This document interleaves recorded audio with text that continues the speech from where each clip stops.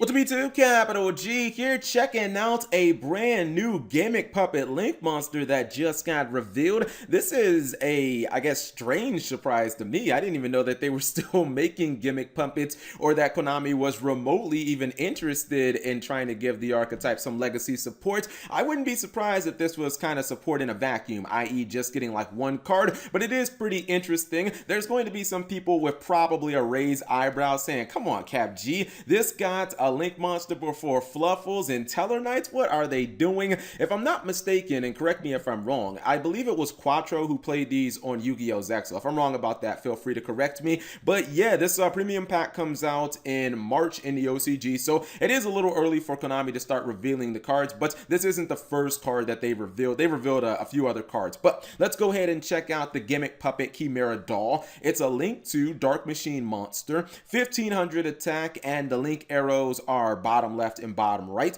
The Link materials are two machine monsters, which I feel like I say this in every video when we get a new Link 2 machine, but man, Konami's got to stop doing this. All of these monsters, they end up being in Despots and, you know, Cyber Dragons and every other deck and ABC and all that good stuff. Now, this one is pretty restricted to the Gimmick Puppet archetype, but still, it is kind of interesting that you could just technically throw in some Sky Striker cards and boom, I guess off of one engage, you instantly can put the Chimera Doll on field. So, you know, Sky Striker, Gimmick Puppets, guys, make it a thing. Anyways, the effect is a hard once per turn. It says during your main phase, if this card was Link summoned, you can activate this effect. For the rest of this turn, you cannot special summon monsters from the extra deck except Machine XC monsters. So it does leave the option to go into some other stuff, not just your Gimmick Puppets, I guess. You can even go into some rank 10 trains or whatever, if you want to rank up into the Libe or something like that.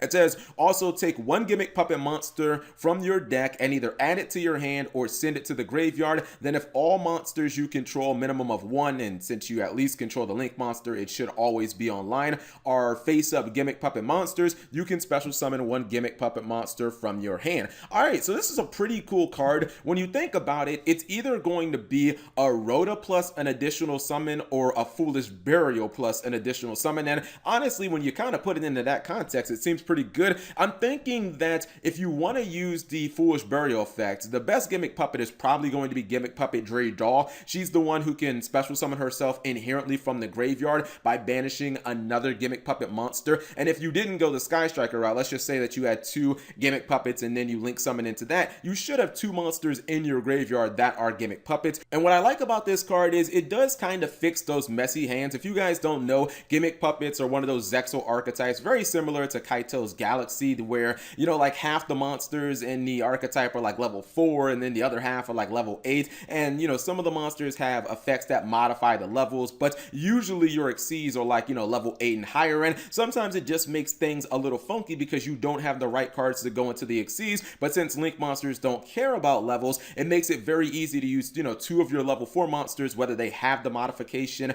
ability or not, and then you can turn those into a Link. Then you can start getting the additional normal summon, you can summon your Dre Doll from the graveyard, and then you can easily like get your two level 8s on board, and you kind of just ignore the aspect of you having two level 4s to begin with. So this is a really good card for the archetype. Will it make the archetype that much better?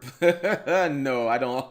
I definitely don't see one card restoring Gimmick Puppets because they've generally just been like a table 500 deck, very similar to something like Ghost Tricks or something like that. But in a vacuum, this is a well-designed card that I actually think is quite excellent for the deck. So let me know what you guys think in the comment section below. Now that we know we're getting some legacy support links in this set, what archetype are you looking forward to possibly being in the premium pack 19? I'm gonna cross my fingers for, because double L's like Lunar Lights just got support, I'm gonna go for Tellarknights. I feel like Tellarknights definitely deserve a Link 2 monster. Anyways, whatever you guys think, leave it in the comment section below. Thank you guys for watching. As always, subscribe if you have not already, and turn on that notification bell for daily videos.